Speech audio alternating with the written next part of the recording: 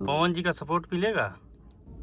जी देखिए, मैं उम्मीद तो करती हूँ कि जैसे मैंने उनका साथ दिया था वो भी मेरे चुनाव में मेरा साथ देंगे।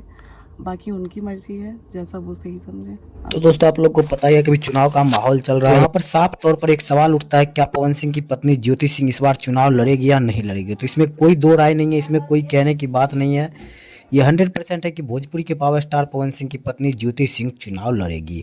और यहाँ पे एक और बहुत बड़ा सवाल खड़ा होता है, क्या भोजपुरी के पावर स्टार पवन सिंह अपने पत्नी का सपोर्ट करेंगे। हालांकि आप लोग को पता ही है, जब पावर स्टार पवन सिंह चुनाव लड़े थे तो ज्योति सिंह ने काफी मदद किया था पवन सिंह का। उनके चुनाव प्रचार में काफी हद तक मदद किया उन्होंने, रोज उनके साथ चुनाव प्रचार में जाते थे, काफी मेहनत किया उन्होंने।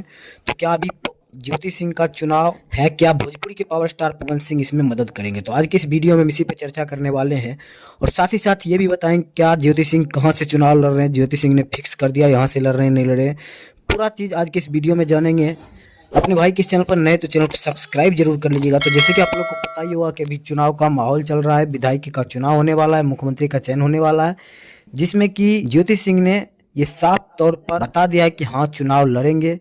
तो अब सबसे बड़ी बात यह है कि कहाँ से लड़ेगी। तो ज्योति सिंह ने अभी तक ये सस्पेंस रखा है, मैंने कोई जगह फाइनल नहीं किया है और ना ही अभी मतलब ये कि किस पार्टी से मैं आ रही हूँ, तो ये थोड़ा सा सस्पेंस लेके चल रही हूँ मैं। लेकिन सबसे बड़ी बात यह है कि 100% काराकाट से चुनाव लड़ेगी, लेकिन ये सस्पेंस रखा है कि किस विधानसभा क्षेत्र से लड़ेगी।